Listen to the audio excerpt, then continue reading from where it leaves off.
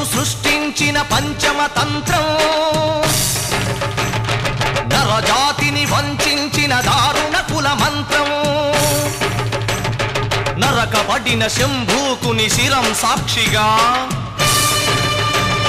తెగిపడిన ఏకలవ్య బొటన వేలు సాక్షిగా, ముంతల చీపురుల మన దీనగతం సాక్షిగా, ప్రశ్నించిన ప్రతి చోట మహారక్త క్షేత్రం,